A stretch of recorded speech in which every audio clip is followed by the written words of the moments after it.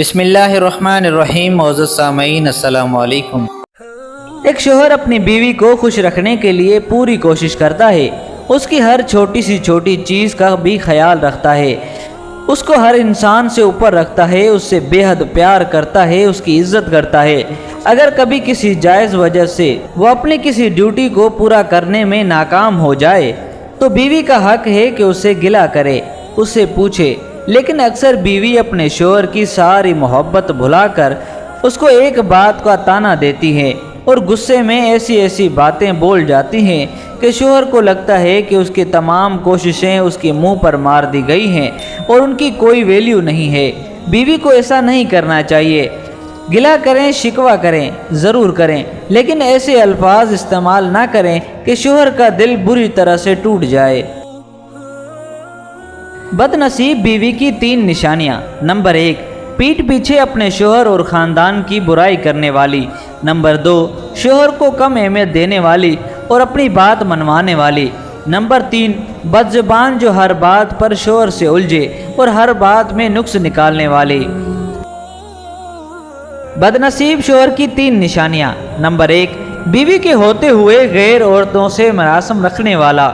Number 2، چھوٹی چھوٹی باتوں پر بیوی پر تشدد اور گالی گلوچ کرنے والا۔ نمبر 3، وفادار اور خدمت گزار بیوی کی ناقدری کرنے والا۔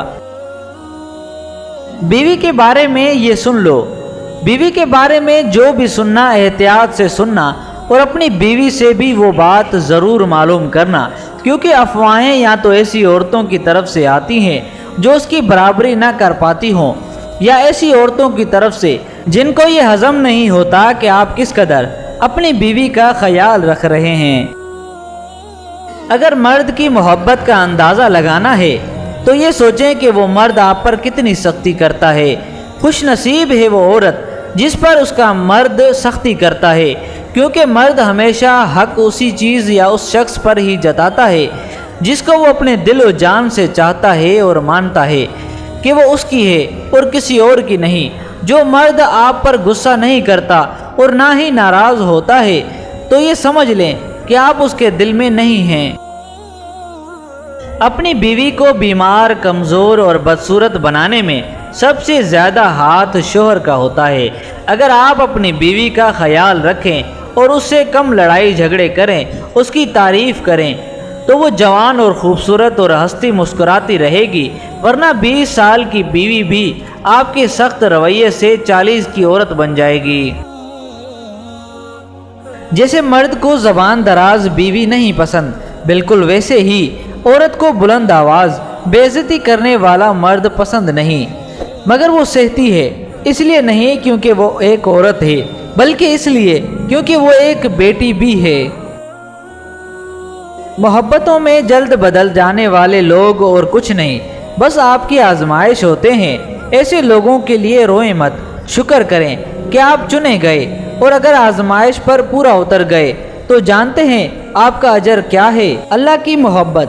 ویسے تو اللہ اپنے ہر بندے سے ہی محبت کرتا ہے، لیکن میرے رب کو ٹوٹے ہوئے دل زیادہ بھاتے ہیں، اور اللہ ایسے ہمارے دل جوڑتا ہے جہاں ہمارا وہم بھی نہیں جا سکتا۔ دوسروں سے جنتی امیدیں کم ہوں گی، زندگی اتنی ہی جنت لگے گی۔ آپ چاہے کسی کے لیے کچھ بھی کریں، کسی کو خود کے مطابق نہیں کر سکتے، آپ کسی کے لیے مر بھی جائیں گے نا، تب بھی یہ انسان شکر گزار نہیں بنتے۔ لوگ ہر وقت اپنے حساب سے ہی چلتے ہیں۔ یقین کریں اللہ کی محبت کے علاوہ ہر محبت آزمائش ہے، لہٰذا جتنا ہو سکتا ہے محبتوں کو محدود رکھیں، اسی میں زندگی کا سکون ہے۔ حدیث کا مفہوم۔ رسول اللہ صلی اللہ علیہ وسلم نے فرمایا، آگاہ رہو، کوئی آدمی کسی بیوہ کے پاس رات نہ گزارے۔ تشریح: کسی بیوہ کے پاس رات گزارنے کا منع ہے۔ کنواری لڑکی تو رہتی ہی اپنی گھر والوں کے ساتھ ہے، البتہ بیوہ عورت ہو سکتا ہے اس نے شادی نہ کی ہو اور وہ اپنے بچوں کے ساتھ کسی مقام پر رہتی ہو، ایسی صورت میں اس کے پاس جا کر قیام کرنا یہ خرابی کا باعث ہو سکتا ہے، اس لیے شریعت نے اس سے روک دیا ہے۔ حدیث کا مفہوم ہے کہ رسول اللہ صلی اللہ علیہ وسلم نے فرمایا، جو بھی عورت خوشبو لگا کر نامحرم مرد کے پاس سے گزرے اس لیے کہ وہ اس کی خوشبو سونگے تو ایسی عورت زانیہ ہے۔ حدیث کا مفہوم ہے، حضور اکرم صلی اللہ علیہ وسلم نے فرمایا، ایسی عورتیں پیدا ہوں گی جو کپڑے پہننے کے باوجود ننگی ہوں گی، یعنی باریک اور تنگ لباس کپڑے ان کے جسم پر ہوں گے، ایسی عورتیں جہنم میں جانے والی ہیں۔ حدیث کا مفہوم، رسول اللہ صلی اللہ علیہ وسلم نے فرمایا، عورتوں کی سب سے بہترین مسجد ان کے گھر کا آخری اندرونی کمرہ ہے۔ بے شک جنت کی حوریں بہت خوبصورت ہوں گی، لیکن اس خوشبخت عورت کا مقابلہ تو کبھی نہیں کر سکتی جس نے ایک جنتی کا دنیا کی مشکلات میں ساتھ دیا ہوگا اور اسے جنت میں لے جانے کا باعث بنی ہوگی۔ عورت کا ڈپریشن، اگر مرد روزانہ 3 سے 5 مرتبہ اپنی بیوی سے اظہار محبت کرے تو عورت کبھی ڈپریشن کا شکار نہیں ہو سکتی۔ جو لوگ چہرے کا پردہ ضروری نہیں سمجھتے، ان کو چاہیے کہ وہ لڑکی کی منگنی کے وقت ان کا چہرہ دیکھنے کے بجائے صرف اس کا ہاتھ پیر ہی دیکھ لیا کریں، لیکن وہ ایسا نہیں کرتے۔ اس وقت چہرہ دیکھنا ہی اس بات کی دلیل ہے کہ عورت کا اصل حسن کس میں ہے۔ اسی ضمن میں ایک بات یہ بھی کہ بعض خواتین سے جب پردے کی بات کی جاتی ہے تو کہتے ہیں کہ اصل تو دل کا پردہ ہونا چاہیے، لیکن کیا ان کے دل میں امہات المومنین نبی کریم صلی اللہ علیہ وسلم کی بیٹیوں اور صحابہ اکرام رضی اللہ تعالیٰ عنہ کی ماں اور بہنوں سے زیادہ صاف اور پاکیزہ دل ہیں؟ ہرگز نہیں۔ لیکن اس کے باوجود ان خواتین نے بشمول چہرے کے پردہ کیا۔